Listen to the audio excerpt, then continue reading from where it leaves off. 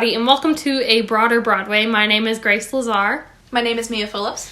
I am a senior at Spain Park High School, and I have done theater since middle school, since about 6th grade. And I've been involved in the arts and dance and theater pretty much my whole life. I am a sophomore at Spain Park High School. I have also performed in a lot of shows, but before that I participated in middle school, and I've performed in theater competitions like Trombauer and Thespians. In this podcast, A Broader Broadway, we are going to divide this up into 3 episodes that discuss race in this first episode, and then moving further on, we will discuss gender and sexuality in episode 2, and then in episode 3, we will talk about appearance, disability, and typecasting. And first, though, we're going to give just a little bit of history about theater in general. The first origins of theater originated in Greece, where it was all chorus style, where everyone would say things at once, and you would kind of move as a singular unit. Everything for the original Greek stories was very uniform. So originally they only did tragedies, and everything was done to appease the god Dionysus, the god of theater. Until eventually they started moving into comedies. They were actually called satyr plays, and nowadays if somebody performed them, they would be considered inappropriate because it was mostly lewd humor. Also, something to note that these Greek choruses were all made up of men. Mm-hmm. But a single man named Thespis, which if that name sounds familiar, it probably is. We named Thespians, which is the International Society for Theater, after this one man. Thespis is so important because he's the first person to go out and be his own individual character instead of part of the chorus. So he started using these big expressive masks and costumes, which hadn't been done before. And so when you think about theater, there are a lot of things that are different in the modern age than are in Greek theater and older theater.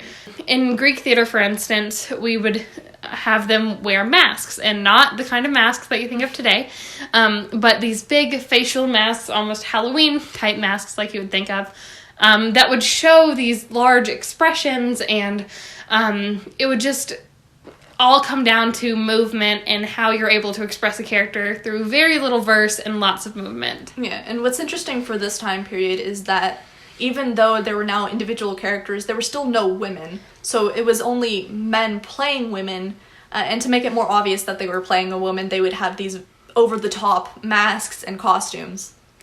And so then, as you move forward a little bit through history, you get to our favorite guy, William Shakespeare. And the big thing to note about Shakespeare is, even today, when you think about theater, that's who you think of. He made theater popular. Yeah, Shakespeare did a lot, but for what we're talking about, the most important thing that he did was popularize theater. He made it available to very large audiences, going up to the Queen to even just poor little peddlers.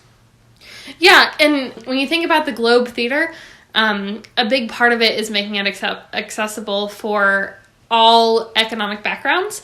So you would have the poor people be able to sit up front really close to the stage, like not a great view, but you would still get to experience it, while the rich people got to sit on the nice higher area where you could sit on benches and such. And then finally moving on, we got the more classic style theater, which is just like the classic plays and stories that you know, like A Raisin in the Sun. And these are the ones that finally start implementing more women into bigger roles and some people of color. Like, for instance, A Raisin in the Sun is one of the most popular stories I can think of about people of color, following an African-American family, and their struggles both economically and also just within their own family. Yeah, it's a groundbreaking story that paved the way for more stories like it. One of the things that you get into as you move through history, too, is the development of what we now think of as theater, and often that includes musical theater. The beginning of musical theater, which is often also called the Golden Age, it started with Oklahoma, which set the precedent for musical theater as we know it today. So it's the first musical that all of the dances and the songs had a purpose. Before this, they would do dances just to dance. And while it's entertaining, it really served as no plot point. It was just for the fun of the audience. Mm-hmm. And so Oklahoma led the way to the Golden Age. Some other, like, the popular ones would be Guys and Dolls, The Sound of Music. And then you have a show such as My Fair Lady, which I think is so groundbreaking because it put a woman in the spotlight, Eliza Doolittle. And if you know a little bit about Eliza, even though she had struggles with economic background and having an unrefined accent and such, it still put her at the forefront, and not even just her love story, but putting her success. But I feel like My Fair Lady is one that stands out, because the other ones, like Guys and Dolls and The Sound of Music, they're more shaped around well-off families and people, and they don't really concentrate on the negative issues of the times, even though there were plenty. I feel like they're romanticized today. Absolutely. But then also some of the popular Golden Age, both films and shows, one that I can think of would be West Side Story. While West Side Story is a classic show, and it's even based off of Shakespeare's Romeo and Juliet, it is very charged with racial tension. And another issue that I have with it, even in the film, is even though it's a story about the Jets and the Sharks, one group is white and the other one is Latin American people of color. And even in the film, the people of color are played by white people, just in darker makeup. Yeah, and I feel like if these types of shows came out today, they would be criticized. Absolutely. But because they came out at this time, they're still held on a pedestal and seen as important and amazing. And nostalgic is the big one. Mm-hmm. And so another one like that came around the same time was The King and I, which had a lot of very prominent issues. The King and I follows a woman, a white school teacher, coming to Thailand to teach the royal children, whom there are hundreds of. So the main thing is that her knowledge, her Western knowledge, was seen as higher and better than theirs. So the King Siam is seen obsessing over Western culture. They even have Western people come to Thailand to actually see the royal place and the palace. And they dress the children in Western outfits. And they make that culture more important than their own. And so one of the big things with racially charged shows is the difference between shows that both are written by people of color and then shows written about people of color by white people. With, like, West Side Story, for example, there are a lot of negative stigmas around how these characters are portrayed. Like, for instance, the Latin American people are seen as being thugs and being aggressive and hating authority. Yeah, and then The King and I, they're seen as uneducated and small.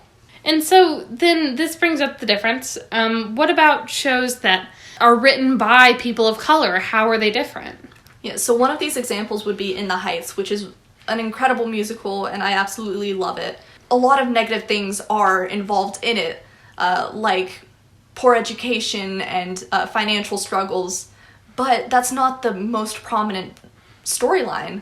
The actual important thing is a celebration of culture and a celebration of language and love. One of the things about In the Heights that I love so much is the integration of the Spanish language into the musical. It also helped me fall in love with the culture and the language, even though it's something that I'm not a part of. This is a show written by a person of color about people of color. And so that differs just a little bit from those shows written about people of color, but are not written by people of color, such as The Lion King. Yeah, so for The Lion King, it's a Disney show, and it wasn't originally about people, so it couldn't really be considered racially charged, at least. Yeah, but when it was adapted onto Broadway, it's played mainly by African people. They use culturally appropriate outfits, and it's just a big celebration of culture. But it needs to be acknowledged that this isn't what originally happened, and this is something that grew over time and evolved. Right, and as we all know, the story of The Lion King through Disney and through the animated film, it is different. And we do acknowledge that, yes, it is a show about animals. But we also acknowledge it's written by Disney, and so it's not as much a show about, like, racial tensions and poverty and things like that, such as the previous shows that we mentioned, but we thought it was still very important to talk about that there is a difference. Mm-hmm. Yeah, and another show that's written by somebody white, but represents a specific culture is Once on This Island. That one I still believe could be considered a celebration of culture and of life. But it does have some racial tension as well. Absolutely. And so another thing I wanted to talk about is how, yes, race does influence characters and show choices, but what about those shows where race doesn't matter? And so the big groundbreaking one would be Hamilton. And if you're unfamiliar with Hamilton, it is a show about the history of Alexander Hamilton and the presidency and the national treasury and other things such as that. And so while it is historically based, it is an open race casted show. Yeah, so most of the cast is actually people of color. And you would think, just hearing that, having historically white people played by people of color would be distracting or confusing, but it actually clicks so well that while you're watching it, it's not even something that you're aware of. Yeah, as somebody who hadn't seen Hamilton until it came onto Disney Plus, I was expecting it to be just a little bit odd and me not to recognize which character is which. But no, it's pretty easy, and a funny thing to mention is the only character who is supposed to be white is King George. And so that is just a kind of funny thing they did in there. Yeah, that they kept him played by a white man. Hamilton was so groundbreaking, too, because these races and everything don't even go across other versions. So the original cast, like the one on Disney Plus, they're not really still touring. And so now there's a new cast, and when you see them on stage, they're completely different races, they're completely different people, but it still makes sense. It doesn't take away from anything. And so now I feel like Hamilton will forever be a show that can be played by anybody. Right, and another thing about Hamilton that also made it so groundbreaking is that it didn't follow the traditional Broadway rules in more ways than one. The show is almost completely told by rap and verse. Like, there is very little just plain dialogue. I don't think that there's any. And so it set the stage for what we would classify as modern theater. Yeah, so another example of what has been developed from Hamilton would be Hadestown. So Hadestown is rooted in Greek mythology, which is, of course, represented in so many different forms of media. It's been done so many times, and basically every time they're white. But it's interesting because in the Broadway version, you see not only black people, but mixed people and a huge amount of diversity.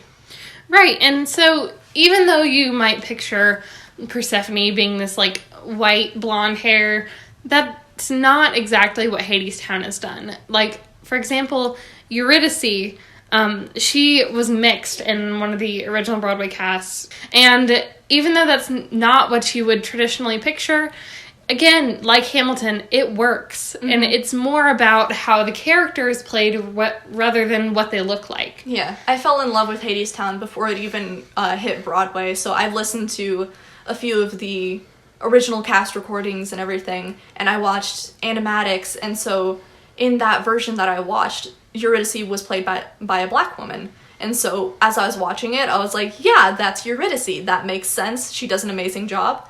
And then I watched the Broadway version, and she's being played by somebody mixed now. And as I was watching it, I figured that there'd be this disconnect in my brain. But yeah, that's Eurydice. It makes sense. Right, and just like, I'm going to use Phantom of the Opera as my example. So you have a Christine that you think of, and, you know, she might be played as more naive and shy and a little bit more down to earth and grounded. And so that might be your perception of Christine based on what you've seen. But then another actress comes in and she interprets Christine completely differently, where she's a little bit more strong-minded and she's a little bit more stubborn and, like, free-willed. And so, again, it's one of those things that I don't think the appearance of the person matters as long as they can play the character effectively, however that may be. Yeah, one of the beautiful things about theater is that it's open to interpretation. So you can have the same character done over and over again, but they can be done just a little bit different each time, and they can bring different aspects of that personality to life. And it really, who plays them isn't the important part. Right. And one of the things that we often think about when going out for a role is, do we see ourselves in this role? And that is partly down to typecasting. And if you don't know what typecasting is, it's basically you're put in a category by directors or casting agents, etc., based on what you look like, what you sound like, what you act like, and your general personality.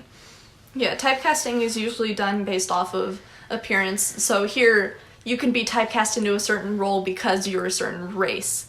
Especially with older shows, there are certain characters that are only played by this specific race. Right. And so sometimes this can be a really good thing. Like you'll hear in one of our upcoming interviews, the leading player from Pippin is traditionally played by an African-American man or woman. And so if you are an African-American woman and you walk into the audition for the leading player, you're gonna feel confident that you're gonna get it, I would feel. Because if you feel like you embody that character and you've seen yourself or somebody like you in that role, it's gonna give you that little boost and you're gonna feel like you're gonna perform better. Part of what comes with that is just the confidence boost, and it's the main positive aspect of typecasting. But I personally feel like it's not the only way that you can get that positive aspect. If you develop your acting skills and you feel like you can really just take on any role, then you can go into that audition feeling confident even if you don't look like that person. Also, a big part of seeing yourself in theater is seeing how you or your group or whatever is represented. So often we see people of color with financial struggles or with family struggles being portrayed in our film and our on-stage portrayals. And that, honestly, it's not realistic. There are people of all colors, etc., that are on all different walks of life. There are shows written about African Americans where they live in the hood, or they are in gangs, or they're really poor. And honestly, that's not the entire story. Yeah, those people are real and they exist, but they're not the only ones. Right. Popular roles for people, specifically for Black people, they can be seen either as financially struggling or just as comedic relief. Right. And so another thing that we see is the lack of roles for people of color in your average high school production. There are not many schools, I can say, at least around us, that would do like a race-specific show like West Side Story or even Hairspray, just because we don't have the cast for that. Part of that could be that we live in the South, we're in Alabama, so there are more white kids in our school. And, more white kids in our theater program specifically, so it's harder for us to actually get people to fill those roles. Right, and so then what happens to all the people of color that their personalities or their look they feel just isn't right for the shows we're doing? They get stuck in the ensemble, which is just a sad reality, and I feel most of us have been stuck in the ensemble at some point, but we've at least noticed that it's a little bit more prevalent for people of color. Which is not right. And I mean, everyone should be afforded an equal opportunity, of course, but also it's just one of those things that in theater, it happens. Yeah. So now we have somebody that went to our school, Jazzmin Pride, and she can talk a little bit more about her personal experiences with this, as she is a Black woman in theater. So here is Jazzmin Pride. First, just tell us a little bit about you and your experience in the arts. I have been singing, dancing, and acting since I was 3 years old. I was part of a mountain theater program for 3 or 4 years. I've done 18 to 19 musicals. I've been in 4 choirs actually, and then I've been a part of the Spain Park Advanced Theater Program, all of their musicals, and I have been in band for 4 years. I am now in college. I go to Alabama State University. I'm a vocal major and a part of 2 choirs right now, our chamber choir and then our university choir, and I'm in university wind ensemble.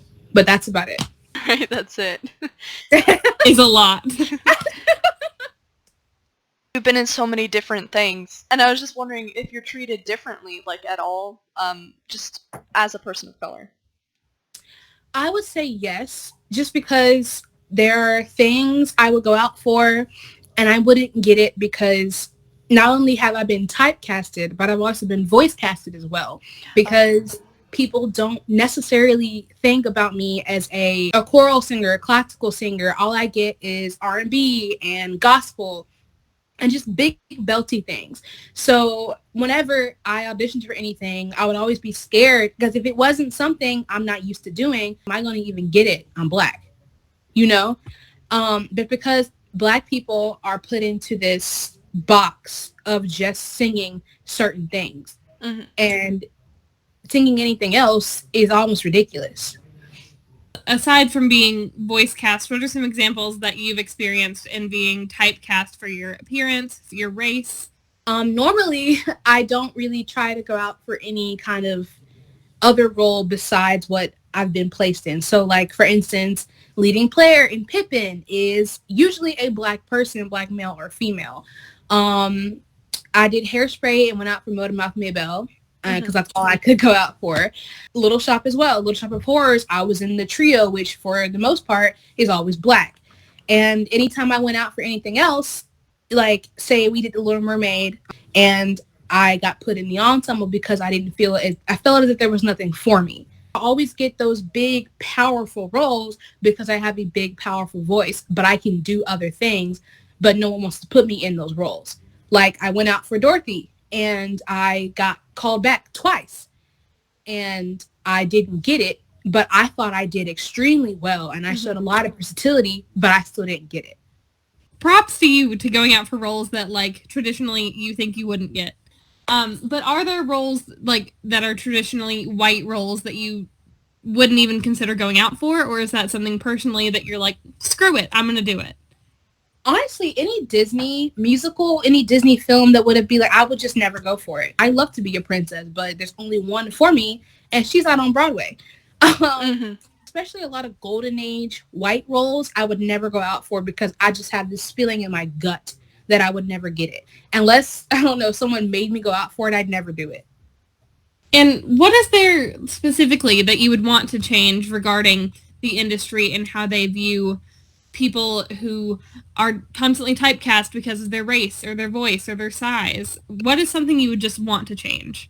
I just want to show the industry, the music industry, Broadway, all of it, that there's more to Black people than just our struggle.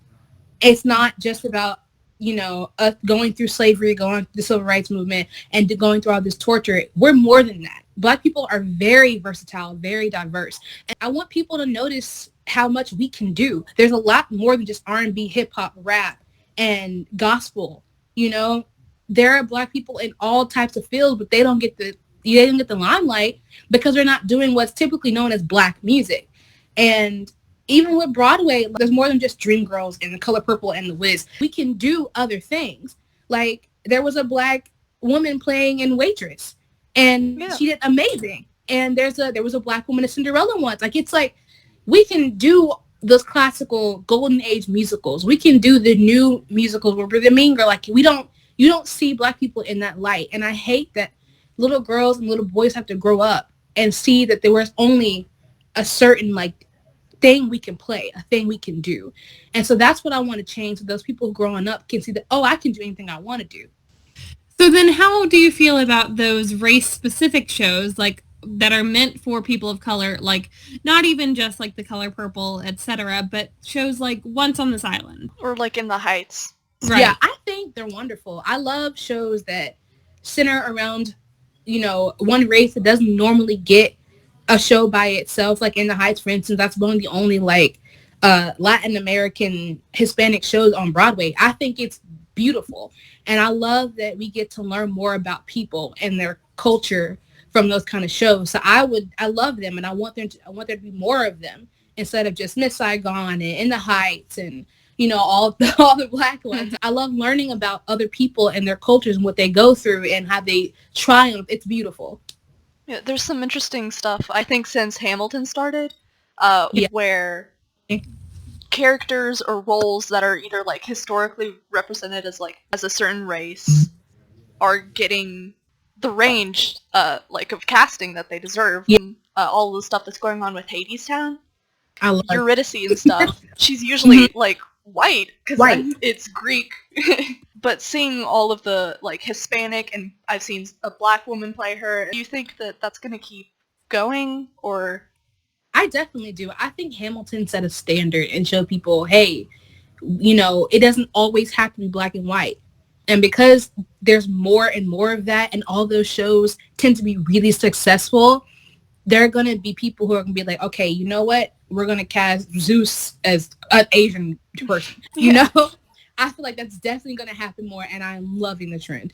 Do you think, like, the same stigmas and everything that follow race, like, what are your thoughts about them for other appearance things, like weight? Hair type? Yeah. At Red Mountain, they really couldn't do a lot with my hair, and so I had to get weave. Because of my natural hair, it's 4C, which is the kinkiest, nappiest hairstyle you can have. And that's not bad. My hair is beautiful. To do the hairstyles they wanted me to do, I had to get other hair put inside my hair. There's things that, like for my weight, for instance, I'm not huge, but I'm thick. And I also take that into account when I'm going out for certain things. Because I know, like, if I wanted to go for Regina George, she's going to have to be skinny, and I'm not going to do that. If I want to go out for any Heather's role, they're all skinny. And I think that's another thing that Broadway needs to work on, is to include more sizes. Because it's very, very, very heartbreaking to look at all your favorite Broadway shows and all the roles you want to be, they're all tiny. And I understand that Broadway actors have to be fit and ready to dance and sing at the same time. But your weight has nothing to do with how healthy you are. Mm-hmm. And so that props to 6, because they have a thick girl in the cast and it is gorgeous. And that gave me hope that Broadway is moving to the right direction when it comes to weight.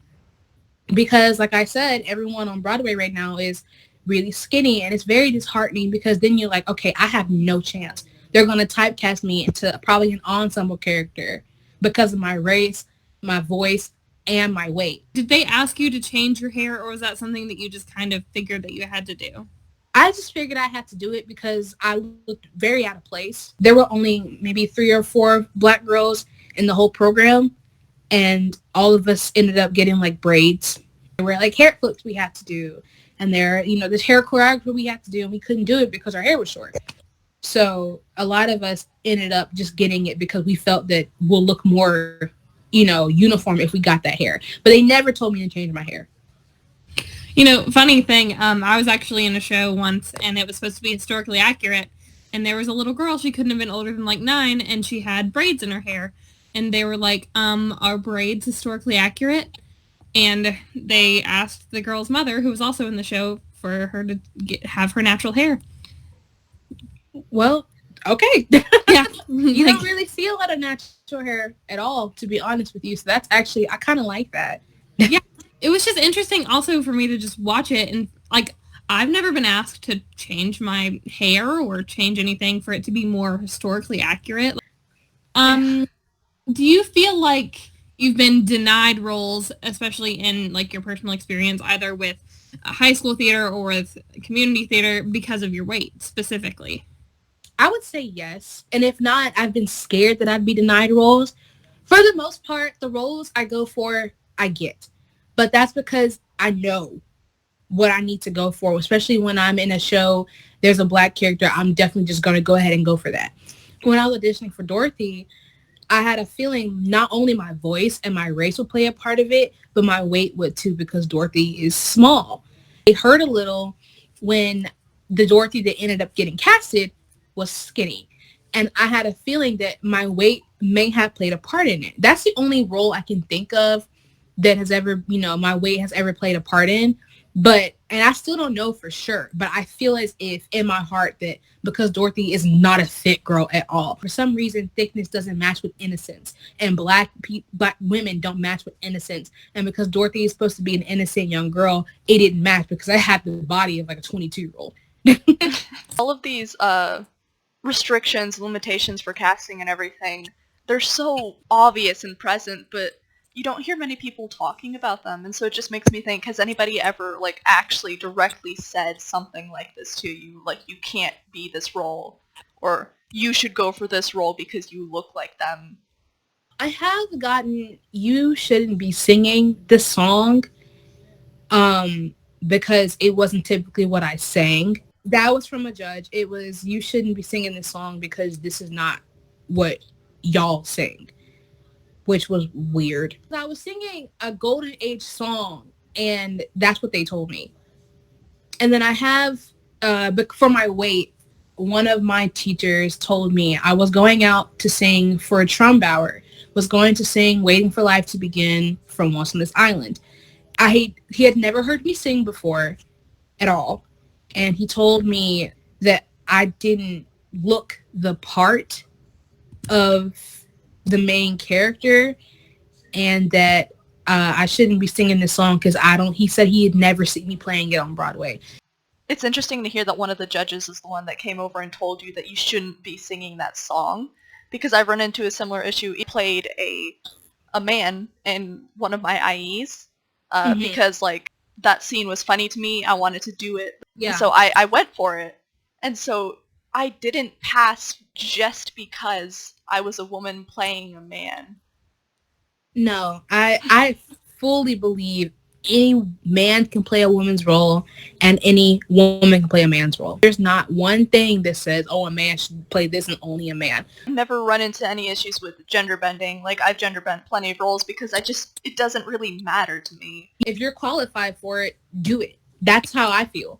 If you're comfortable enough with it and you feel like you could portray the character, then I don't see a problem with it. Exactly. Mm-hmm. Have you ever gender bent a role or had any experiences with it?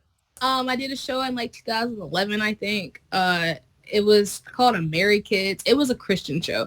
I was Yacky Doodle, and it was a man, and I did it, went ahead and just did it. That's like the only role that I've gender bent, but I have plenty of songs I sing and want to sing that are for a man. That's another thing. Like, we talk about acting in these men's roles, but there are plenty of women who can sing a man's part. If I wanted to sing Tango Maureen, but I wanted to play Mark, a lot of people would oppose to that. Yeah, and I think that's crazy because there are women who have very low tenor-like voices who can easily sing a man's song.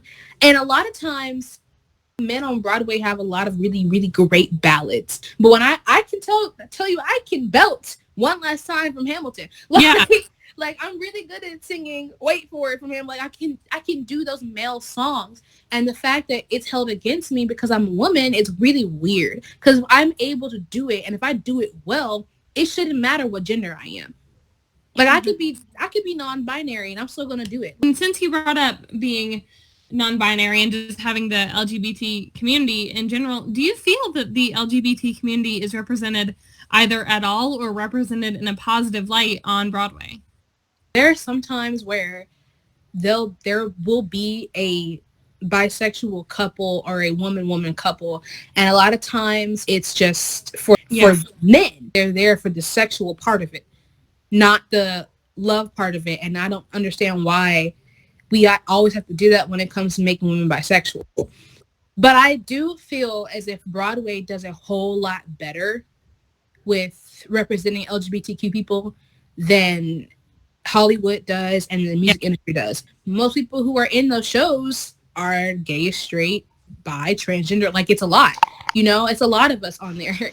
But I do feel like sometimes shows kind of fall into that gay best friend thing, I think for a lot of gay men, they always have to go for that gay best friend. Oh my God, I'm so, yeah. Those people are valid. They are beautiful and they are wonderful. But there's more to gay men. There are masculine gay men, and they aren't represented at all.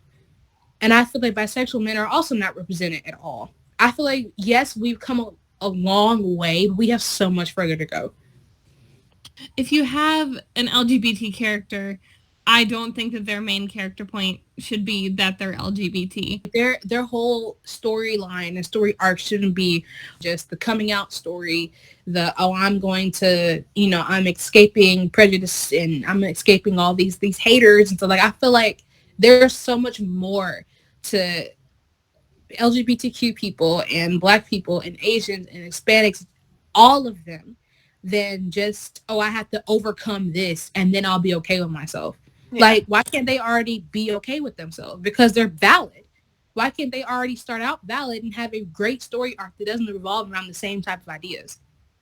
A lot of times, people who are writing these roles aren't, they're not writing it for the LGBTQ people and, all these minorities. They're writing it so that they can get those points. Mm-hmm. And that's exactly how I feel about a lot of things, because a lot of shows just throw them in without giving them any kind of story arc, any kind of personality other than the fact that they're gay. And that's a problem I see with a lot of just shows in general, even if it comes to Broadway, TV, music. It's just people want to watch it because they have a gay character in it. But does their gay character have substance? Speaking of representation, do you feel like you see yourself accurately represented in media, on stage? Not really. I hate saying that. So I want to be a performer when I grow up. I want to be a recording artist when I grow up. But all my favorite artists, yes, they're black. Yes, they're black women, but they're tiny. They're skinny. So weight-wise, no. And also, I don't see a lot of different types of black women. I always see the strong, independent black women who don't need no man. And that's not all of us. Like, personally, I don't really like being called strong because there's more to me to that. Like, you know that I have weaknesses, right? And now I can't show them to you because you're going to be like, well, no, you're supposed to be strong. And I hate that stereotype about us, that we have to save the world and that, nothing hurts us. But we have more feelings and more to our personality than either the strong black woman or the really ghetto best friend who, there's geeky black girls, there's shy black girls. I don't see that. For me, as much as I love black movies, a lot of times all I see is my struggle on TV. And I'm tired because I had to live through being scared of the police. I had to live through trauma from slavery that's been inherited into my DNA. I have to live through not knowing where I came from. TV is supposed to give you a break from all of that. But for me and all our black movies, it's always revolving around the hood and the gangsters and slavery and civil rights. Like, I don't want to see that anymore. I want to see black people in coming of age stories. I've never grown up with that. I want to see black people in fantasy and in like Harry Potter. I want to see a Harry Potter but make it black. We don't get that at all, and it's really, it puts us into those stereotypes. And as much as I love my people, sometimes we feed into those stereotypes. And I want those little black girls and little black boys to realize, you're so much more to the world than just being a gangster and just being, having to deal with slavery. Like, there's so much more to our history. Our history is so fun and so rich and so beautiful. That's the one thing I'm very passionate about. It's just getting more representation, putting more genres into our repertoire than just black struggle and black hood movies and stuff like that. I can't think of a fantasy movie with a majority person of color cast. I can't think of even a romance movie that doesn't focus on a black person having financial struggles or anything like that. The only shows that I can think of, to be honest, is Lovecraft Country. There's a fantasy aspect, a science aspect to it, and it's gorgeous. But it's set in the 2030s, something like that. Mm-hmm. So, of course, it's about racism. Like, the only film or anything that I can think of that has black culture ingrained into it but isn't about a struggle is Black Panther. Yeah, that's it. There's not a lot for us. And that's another thing. Black superheroes, too, we only have one. Mm-hmm. We only have one big, Marvel movie when there's multiple Marvel characters who are treated as side characters. And people are always like, what's the big deal about Black Panther? And I'm like, this is the first time black people are seeing ourselves as Spider-Man and black people are seeing themselves as, Superman. Like, this is our hero. We're finally getting a movie. It is very important to us. Disney princesses too. What's worse about that is because I remember when I watched Princess and the Frog for the first time, I got a Princess Tiana doll. I remember boohooing. And I still do sometimes because that was the only girl in Disney who looked like me. I had never been able to identify what a princess before.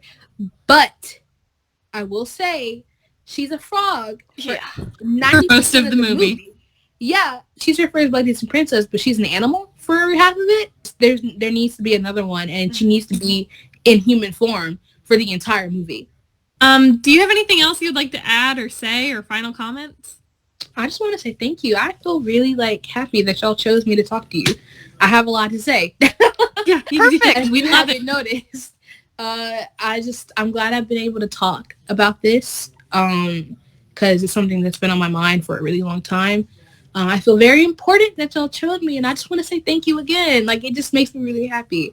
Yeah, you've been really helpful to us. It's been great to talk to you. I think we're all done here.